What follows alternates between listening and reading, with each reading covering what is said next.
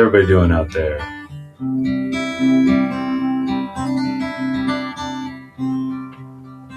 Hi, Noni. Thought I'd bring the guitar in. I think I'll probably just end up closing out with a little holiday New Year's type of song, but thought I'd have it playing in the background while people come in. Okay, Michelle, how's everybody doing?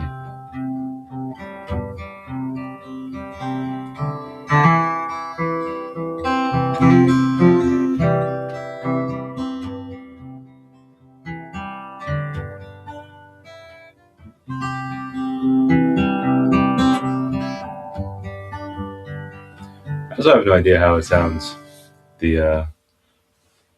How does the guitar sound out there? Because hi Ian, howdy Jude,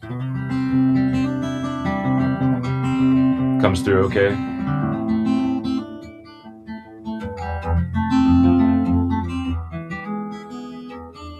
Cool. I figured I wouldn't put it right up against the mic, just have it sitting out here. But anyway, like I say, I think I'll play us out with something. Those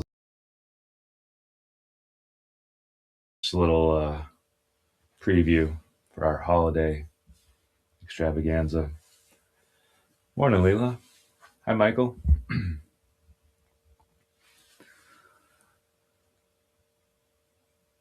Okay. I really hope you. I hope you follow through with that. One of these years, it's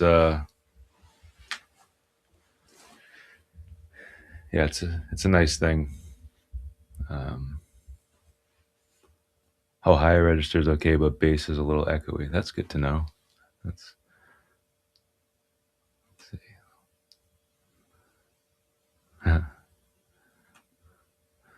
We'll try not to put you to sleep, Michelle. Thanks for coming. So, I suppose we'll start with the usual.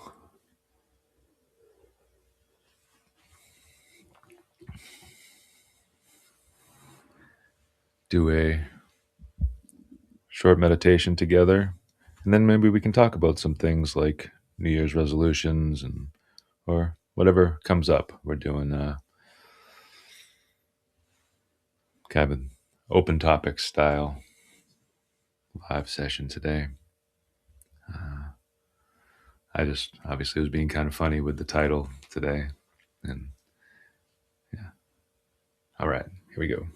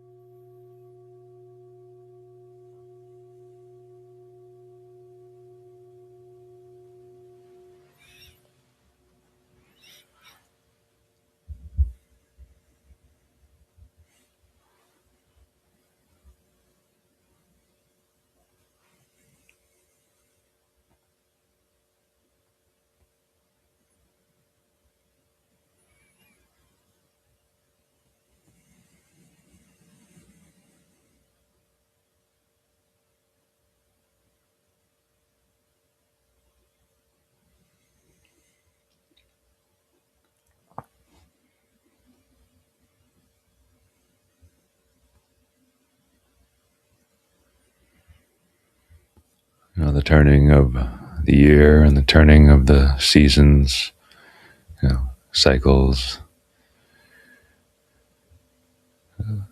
lends itself to the idea of, or just lends itself to our relationship with the breath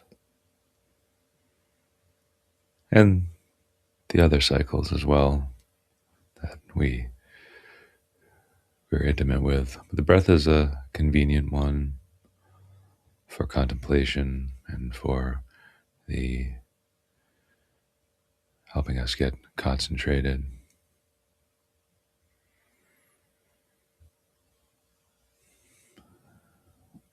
We can engage with the breath and bring this relatively micro thing compared to a year, and enlarge it in the space of our mind.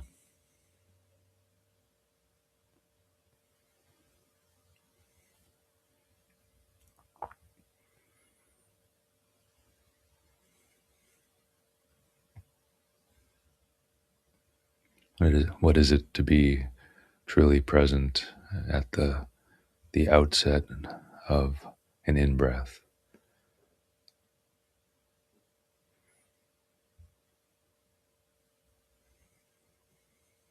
We might even practice, waiting for just that moment.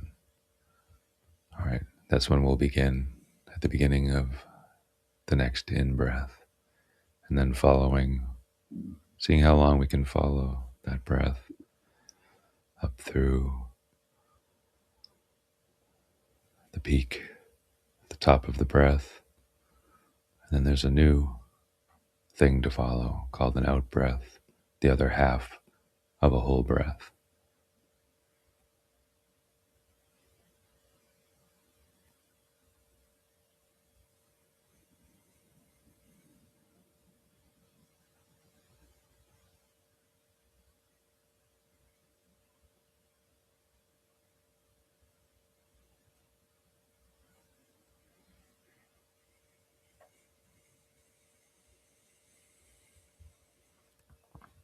And in a way, that's just the conceptual part. There's also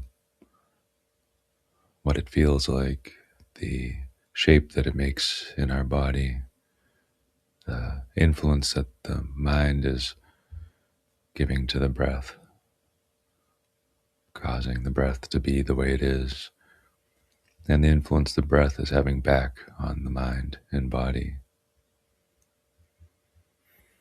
So it's just kind of making it a bigger story than it normally is, in a way.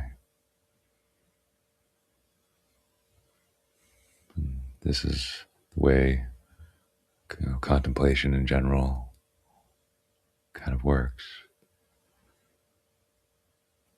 We want to peel back the layers, see something more fully, use it as a tool, use it as a healing.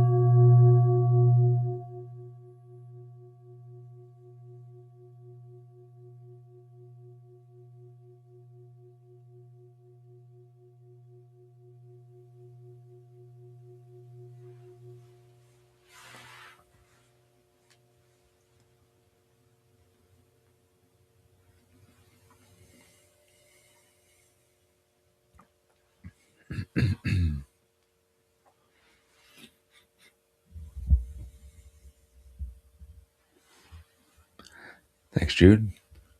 Thanks, Leela. Uh, so, yeah, using, taking the breath as a metaphor, can be a nice way to sort of begin to engage with it, because it can be elusive.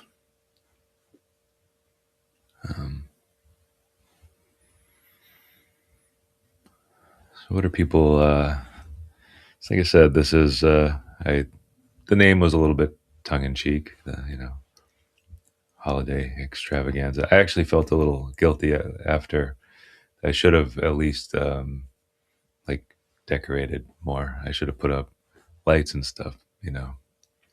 Well, I guess that would be kind of distracting. I brought the guitar. I thought I was I'm no John Denver with the Muppets, but so yeah. So what are people thinking about in this? We thinking seasonal thoughts, New Year's, holiday, New Year's resolutions, as Kate brought up.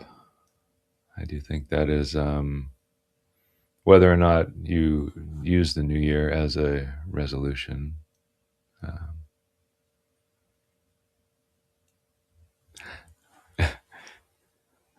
yeah, should haves for the new. Uh, we should discuss should haves for the new year or for the past year. That's a good one, Jude. I'd probably go with the should have nots for this one. This particular one, I have more. Should have nots come right to mind, but yes, that's a good should have. Noni, more self kindness and self gentleness. Yes,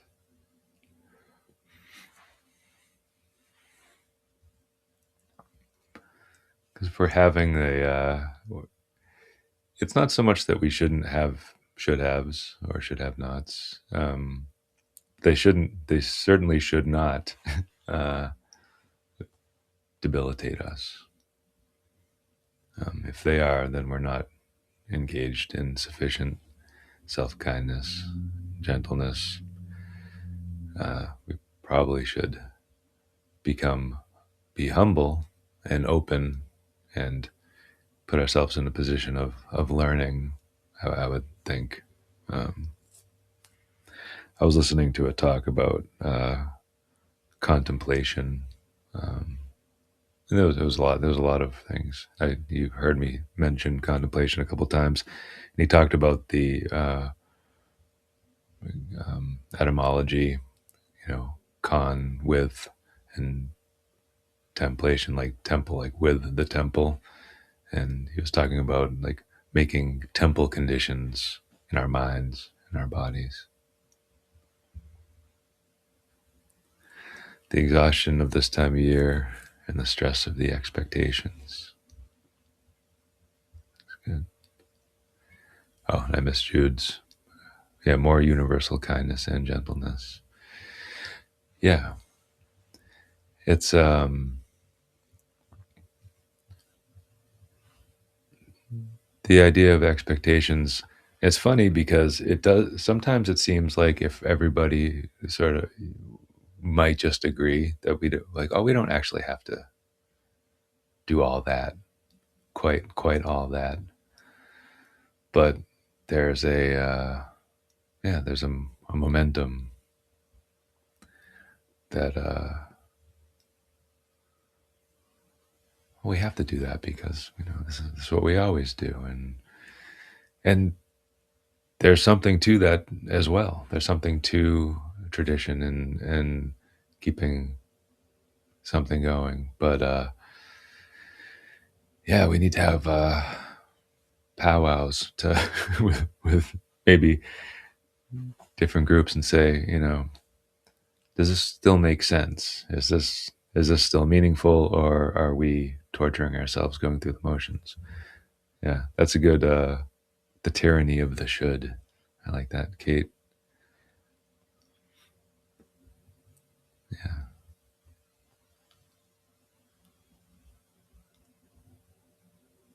the appeal. You see the appeal of traditions, but they're also a kind of madness. Yeah, they certainly can be. There's probably some that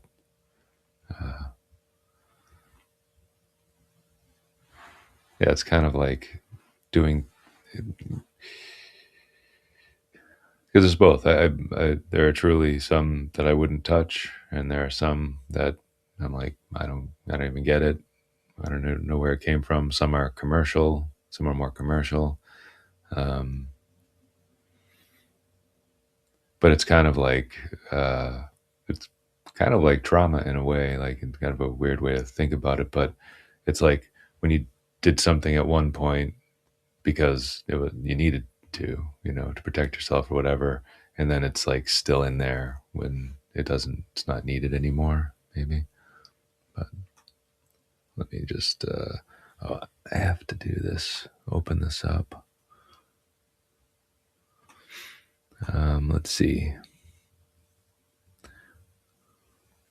Yeah, Leela saying yes. Feels like going through the motions sometimes. Kay is saying, I was lucky Christmas was a time of love with family and friends, as it should be. Totally. Yeah, I mean that's pretty much how it was and still is in my family. It doesn't I don't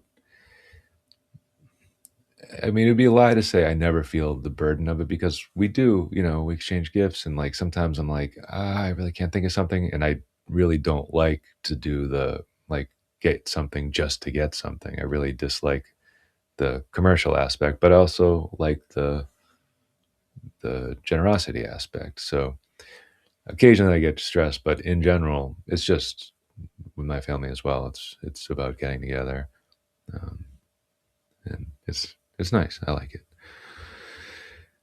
No, saying the lack of sunlight at this time of year really gets to me. It took a long time for me to recognize that. I am now a holiday minimalist. Yeah, we were talking about that recently. About it is kind of odd that we do such a big push. Though it sort of it makes sense that at least it ends there, and then we have you know we may or may not have, but there's some opportunity maybe to hibernate at that point after it's done. But it does seem like it gets, I mean, right up to the solstice, right, where it's literally the darkest. um yeah, vitamin D.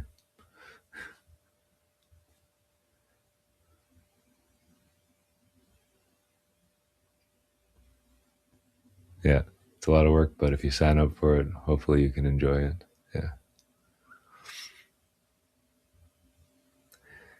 yeah, there's because it really is. I like the way you put that too, signing up for it. And Nahana's talking about also being a holiday minimalist. It's like at some point it comes down to our responsibility, right? Um, the self care, to being kind to ourselves, may be backing out a bit if we need to, or if we, or it could be a change of attitude. It could be that no, I don't want to give these things up, but I notice they're making me cranky. What why am I allowing that in? There's a maybe I'm missing some of the holiday wonder that, or whatever. That is something. Yeah,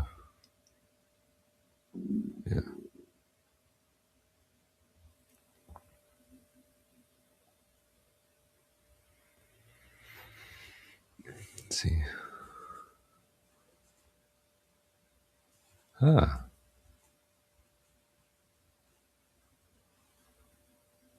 15 minutes.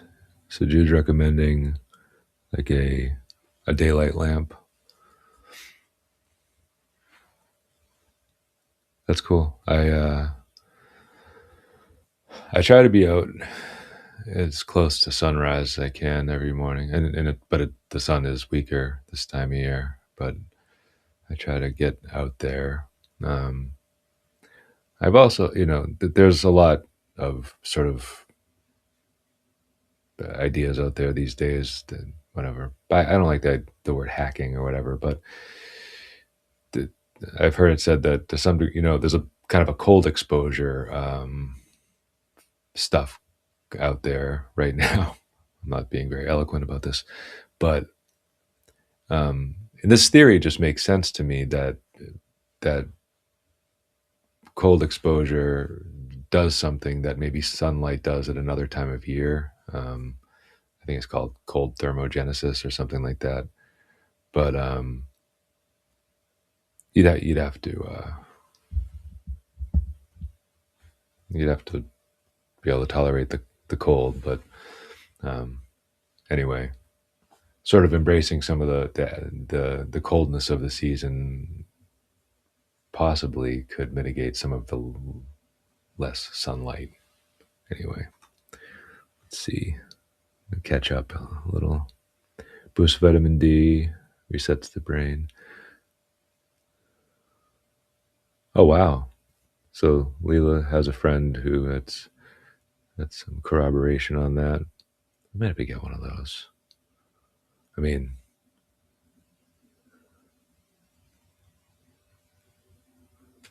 more of a happy lamp, an anti-sad lamp.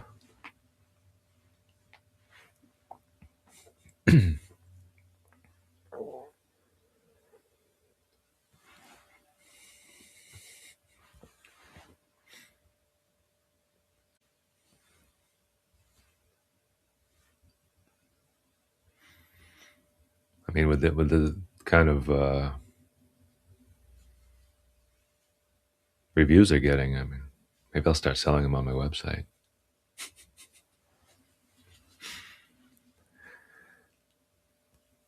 I'm gonna figure out this entrepreneur thing. No, but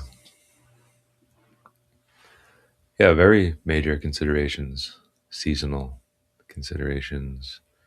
Uh, it's funny how not funny, but just all of a sudden everyone's sniffing and got runny noses and sore throats and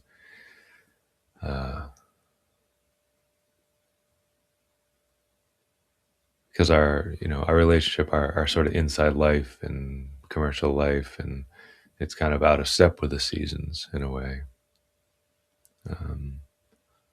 We're going from heated car to heated office, maybe our house. See Jude saying you don't use it every day. It's bright, and if it's bright and I'm heading out, no need. But if it's dull and indoor lights are still on, get a quick bath in it. Yeah. Oh, quick bath on it. That is a good recommendation.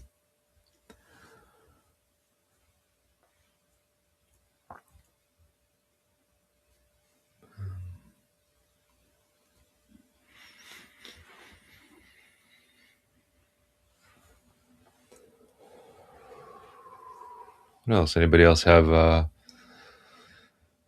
winter mitigation habits? Things that help them cope, or whatever. Things that yeah, make winter work for them. Like I've said, I'm pretty much out in the forest like 5 days a week, generally around 7 or so. So this time of year, it's right by sunrise. In other parts of the year, it's you know hours after sunrise. But that definitely helps me connect with nature and stuff. Just being out there.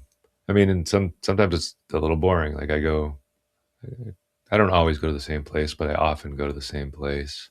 Just you know, but it's a good habit, and it's interesting to think like. So there's a habit, there's a ritual, there's a tradition I now have for myself, and certainly there are ways that they could become maladaptive. But oh yeah, going to the movies, it's a great thing to do this time of year. It's dark anyway. Might as well go somewhere dark and watch something good. Yeah, I'm with that, Jude. I've I've gone into the woods with like when it's like was blowing and rainy. So I probably won't do that again because halfway through I was literally doing this because branches were falling so much. I'm like, I'm out here. See, that's dumb for me to. And it's a forest. There's plenty of wood ready to fall in the forest. So that's a good time to break a habit when it's dangerous. But yeah, other than that, being out there, totally having having a dog that needs to be walked is certainly helpful. It's like, well, I don't really care for doing it for myself today, but I got to do it for you. You know.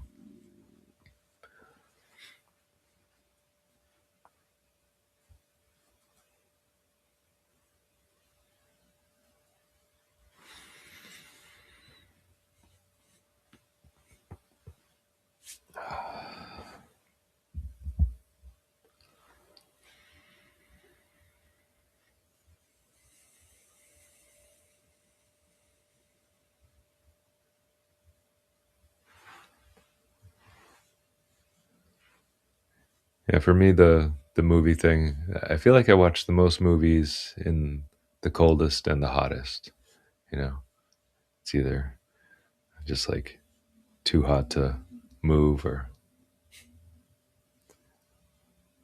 just the obvious winter.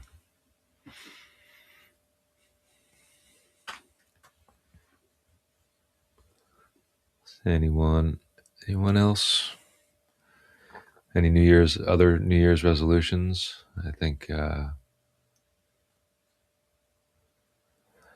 haven't. I haven't watched it yet. I don't have it on any of the stream. I just need to rent it, which I will.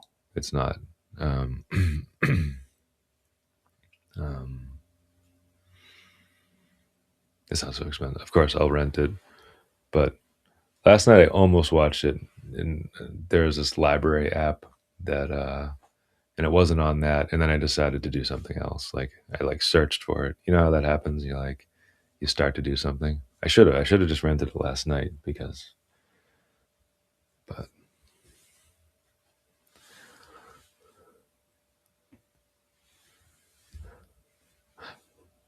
Train Dreams I did watch. That was very visually.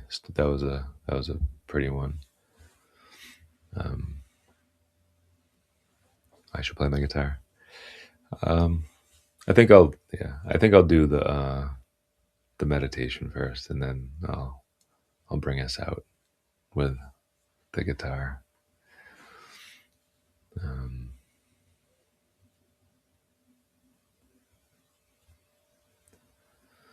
but uh,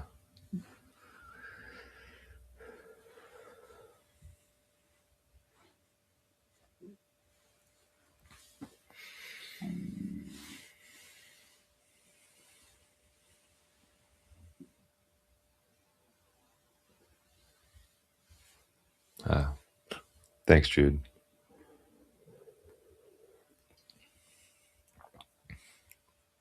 Like I said before, I'm not allowed to say that, but you are. I think.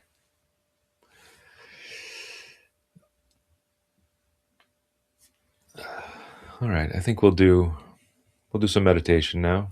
Again, if anybody is new here, this is the format: short meditation, a little bit of chit chat, sometimes some teaching, and uh, and then a longer meditation at the end, usually inspired by the discussion. And you can continue to converse with us over in InsightTimer groups. Our group is called Mark Zelinsky Live Group to make it easy to remember. Okay.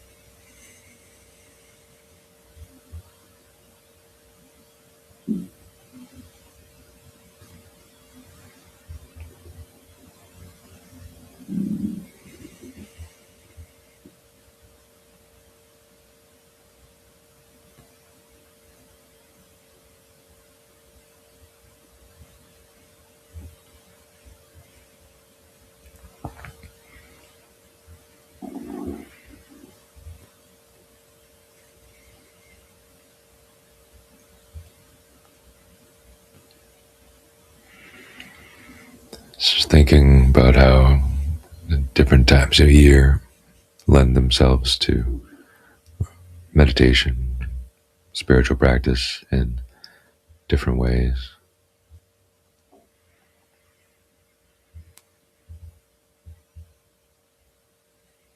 The heat of the summer can be good for relaxing the joints, feeling that I'd rather not move around a lot anyway, just kind of sauna condition.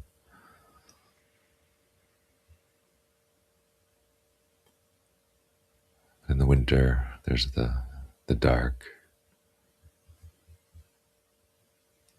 different energy level, the hibernation idea.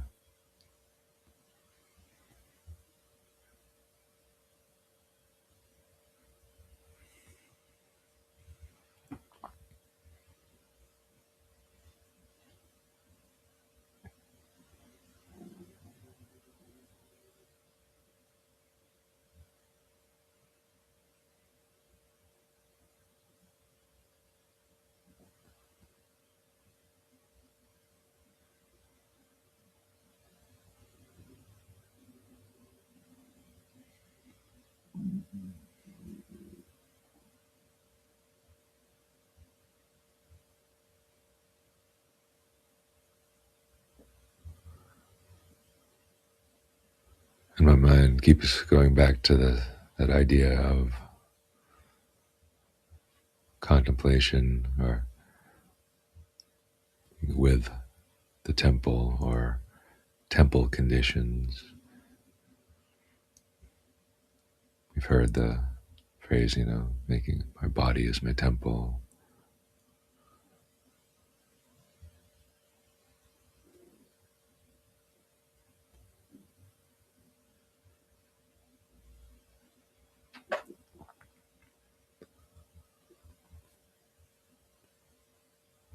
It does seem to me that part of the meditation is a contemplation of what are the current conditions, or it's what I sometimes will call the momentum of the mind, what has arrived here with us, what's hanging around, what dust and cobwebs, or what sunlight flowers.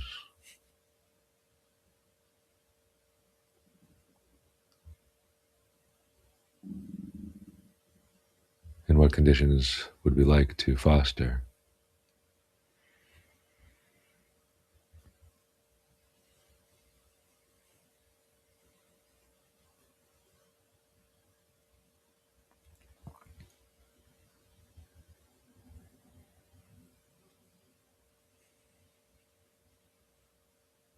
Being someone who uses the breath as a tool, often I'll ask, how can I use the breath? How can I change my breathing?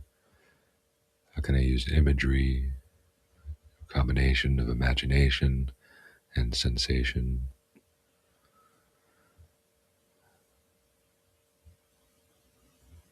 Taking a deep, refreshing breath is can be like opening all the windows and letting the air in. Some of the dust already starts to blow out on its own. Might have some more sweeping to do after that, but there's something about a nice, mindful breath after a long time of not noticing.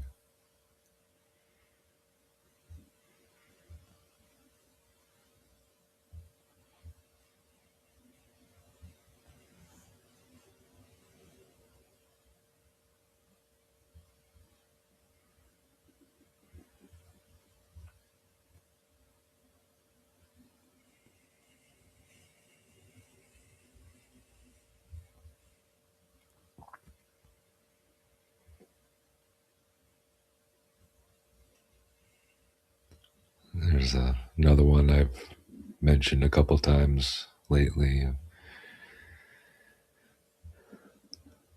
If I notice my posture has kind of slipped a little bit, sometimes I'll kind of make a game of building the posture back up, but doing it in such a way that if someone was watching, they might not be able to tell I was moving. It's kind of my way of doing it, you know, as mindfully as possible, kind of gradually.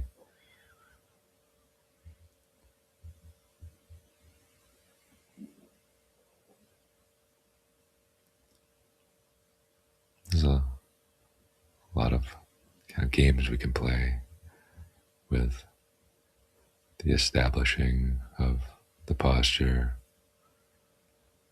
body scanning, again, using that combination of imagination, sensation, imagery.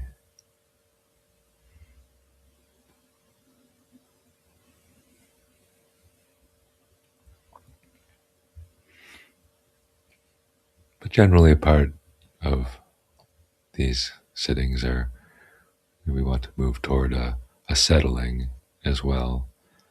I kind of see it as a kind of a setting up for settling, like the dog walking around in circles and sniffing. And sometimes you're like, why don't you just lie down? But there's something going on, and I think there's something going on with us as well that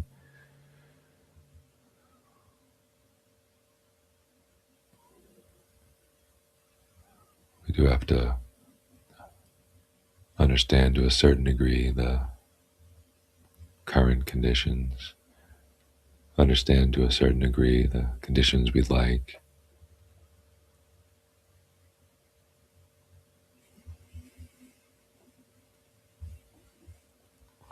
And then maybe the mind can begin to shift to more like abiding mode,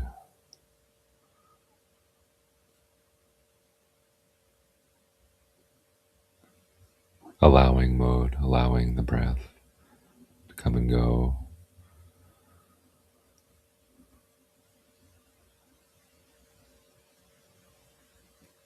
You might think things more like what would be the most natural, refreshing, easy way to breathe, and just let it be.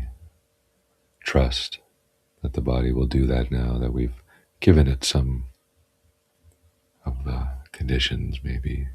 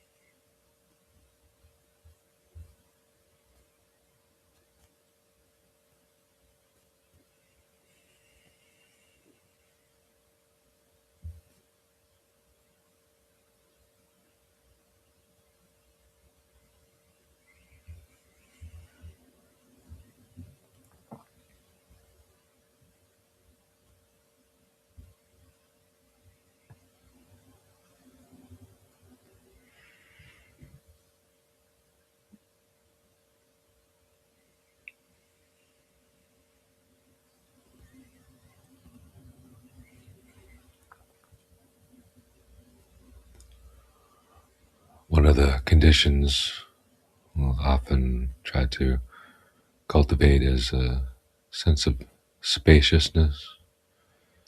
Sometimes we'll do that, with the breath and the perception of the body, like growing our perception so that we are holding the whole body in our awareness, kind have a broad, spacious type of awareness.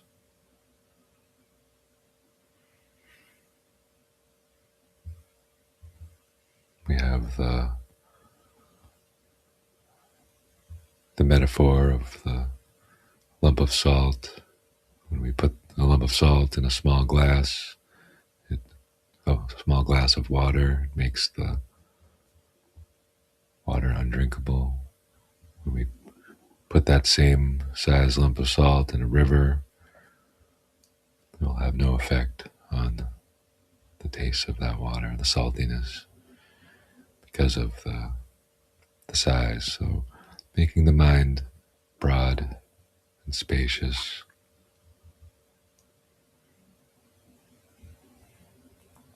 It's a way of making the mind resilient.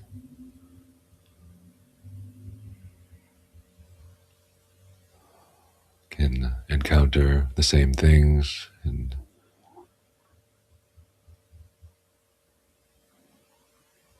can still have joy, still have compassion,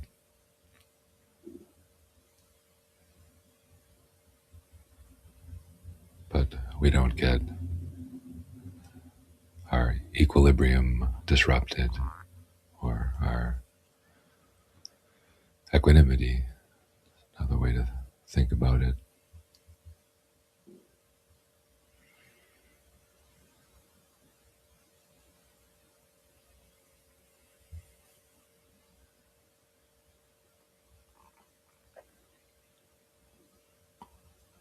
Sometimes it's the fear that if we don't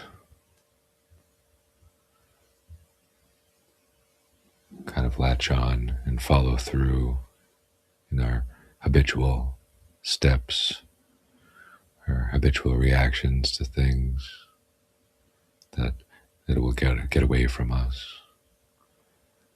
This can be a good place to ask if that's true. Has our reactivity, brought good into the world? And it may be that it has. Our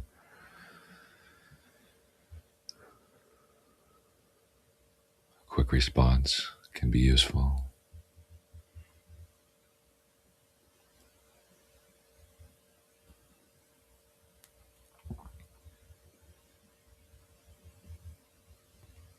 So we're still talking about the conditions we'd like to have with us. And the ones for out in the world are not all the same as the ones for in our secluded practice.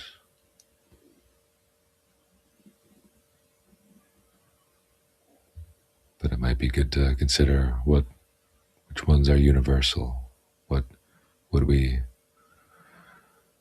like to never bring back out into the world, that the world tends to put back on the mind?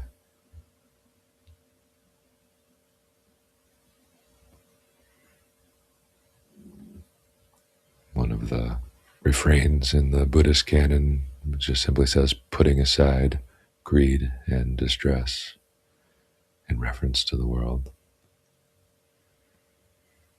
Very broad categories. Stuff we want, stuff we don't want.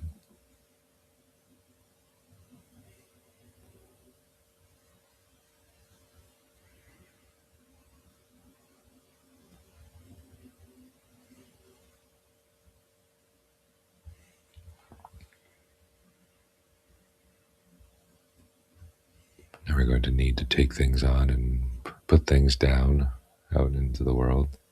They'll have to do with our wants, our needs.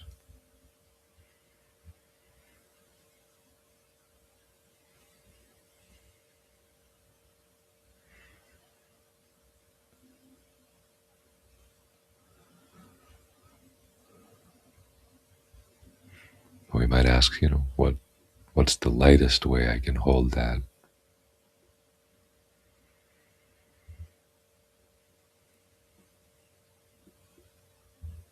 I have duties, I have responsibilities, I have people need to take care of.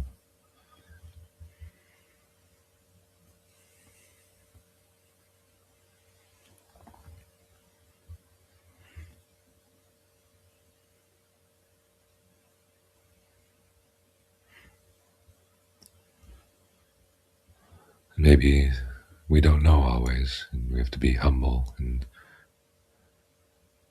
ask for grace, and that may just the same way we do metta practice, may all beings be happy. I might say, may I move out in the world with grace, with kindness, with forgiveness. Surely I will encounter cruelty. Surely I will encounter, generosity as well.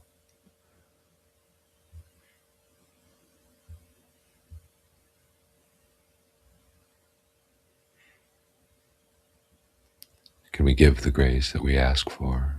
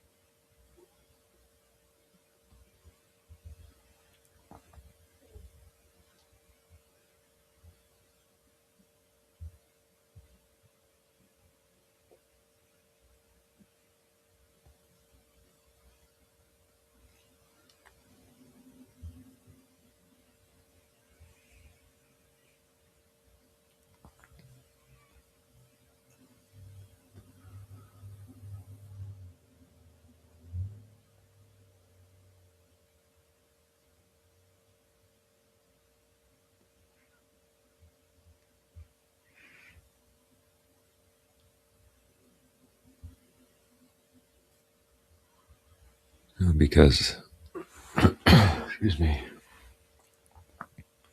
because the time I spend practicing is so relatively short.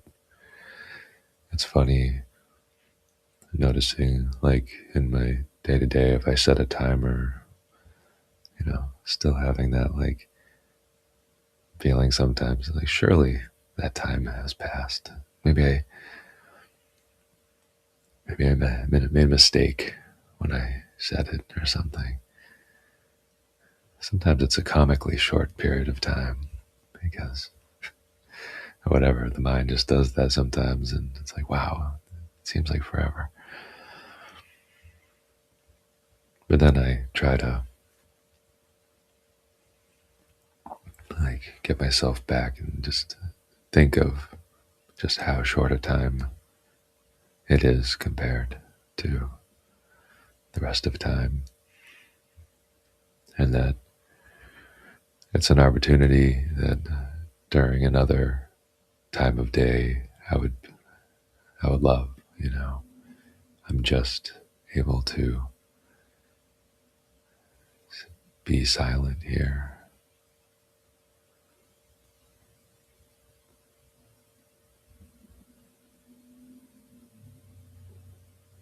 to attend to my mind and my body.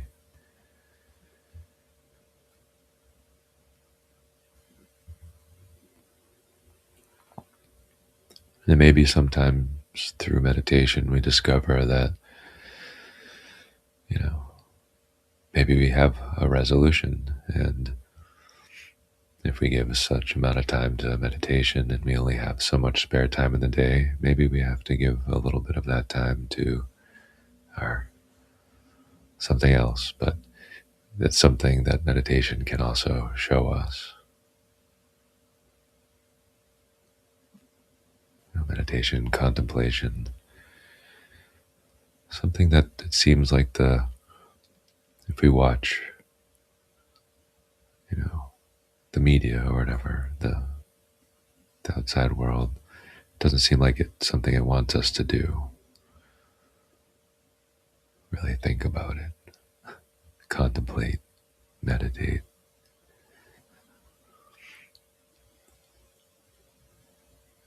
Be better for them if we just keep clicking along and buying stuff, I guess. I don't know. Anyway.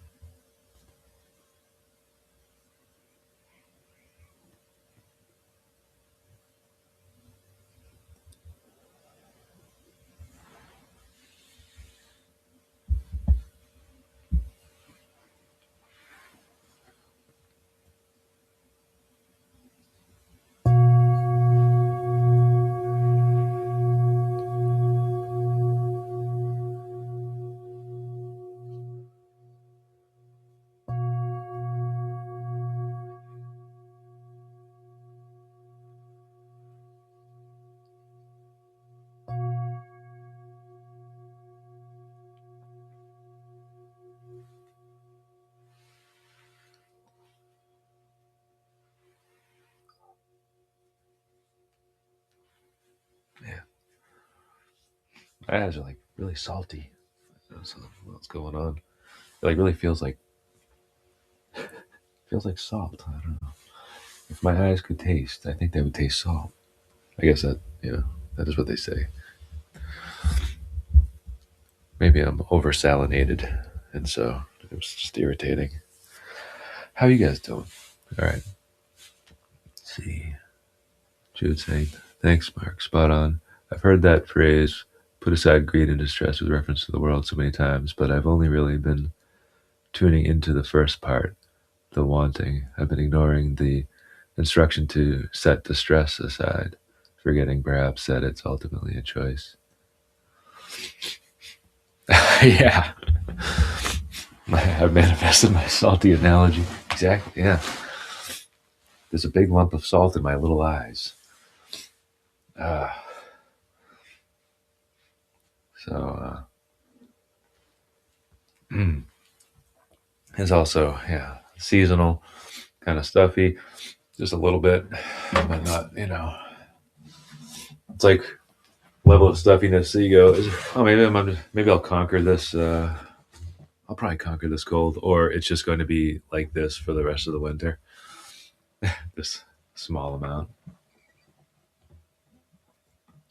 Oh, fantastic. Glad to hear that, Leila. So, I'll play us out with the one that I was teasing at the beginning, because it's kind of a New Year's song. So I really appreciate you guys. Remember, if I go the right way with the chords. So join us at the Mark Zelinsky Live group, and yeah, we'll probably see you next week. As I say, see you next year.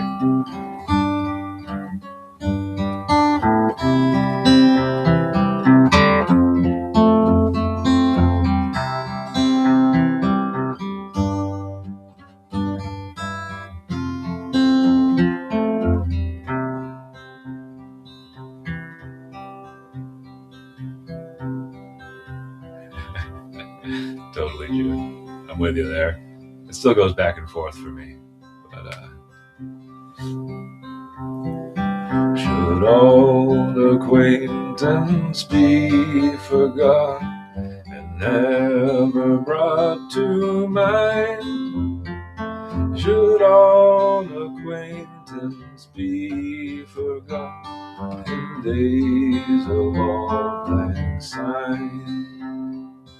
For auld lang syne, my dear, for auld lang syne, we'll take a cup of kindness yet in days of auld lang syne. And he's a hand, my trusty friend, that he's a hand o' thine. We'll take a cup of kindness yet in days of auld lang syne. For auld lang syne, my dear, for auld lang syne, we'll take a cup of kindness yet in days of auld lang syne. There we go. Yeah, my voice was a little creaky, but thank you all. Much love to all of you, and Happy New Year. Thanks for all your kind messages, and we will see you in 2026. Peace.